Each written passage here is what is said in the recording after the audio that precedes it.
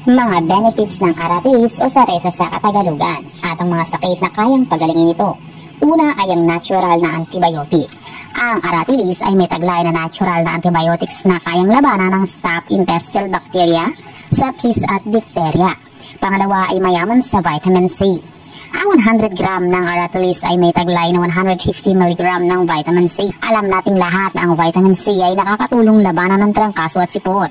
Isa din itong uri ng antioxidant at magandang panlaban sa ilang uri ng cardiovascular disease. Ang pangatlo naman ay mabuti sa may gout. Ang pagkakaroon ng gout ay talagang napakasakit dahil sa pamumuo ng uric acid sa ating sistema. Kadalasan ang mga kinukonsumong pagkain at pag-inom ng kaunting tubig lamang ang siyang nagdudulot ng pagtaas ng uric acid. Ang aratilis ay hindi direktang nakakapagpagaling ng gout, ngunit ito ay nakakatulong maibsan ang pananakit at paglala nito. Ang pang-apat naman ay nakakapawi ng sakit ng ulo. Ang mga taong nakakaranas ng pananakit ng ulo ay kadalasang dulot ng blood vessel constriction. Ang aratilis ay nakakatulong ma-relax ang ating blood vessels. Ang resulta nito ay naging normal ang pagdaloy sa ating dugo sa katawan. Ang panglima naman ay nakakatulong sa may diabetes.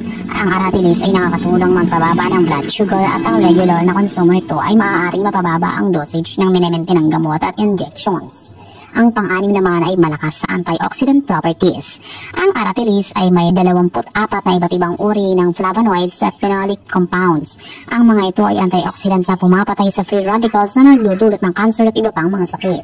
Ang pang-pito naman ay may taglay na important nutrients. Ang bunga ng aratilis ay may taglay na fiber, carbs, protein, calcium, phosphorus, iron at B vitamin.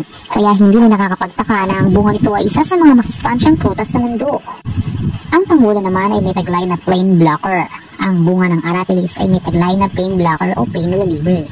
Ang pag-inom din ng tea ay may taglay din na harangin ang pain receptor ng katawan. Kaya mabuti ito sa mga dumaranas ng pananakit ng ulo, gout at rayuma. Ang pangsyam naman ay nakakaiwas sa cancer.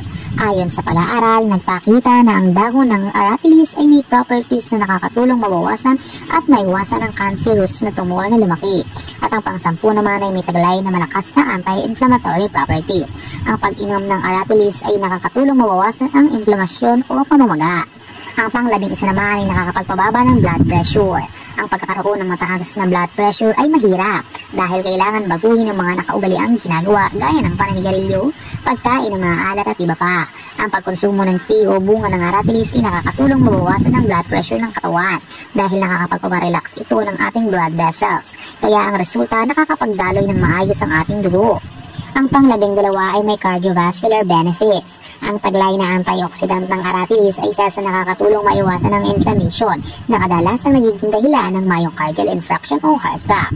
Ang pang-13 ay nag-i-improve ng ating digestion. Ang pag-inom ng pinaglagaan ng bulaklak ng aratilis ay nakakatulong magpakalma ng nag-aalburutong tiyan, gas cramp at indigestion.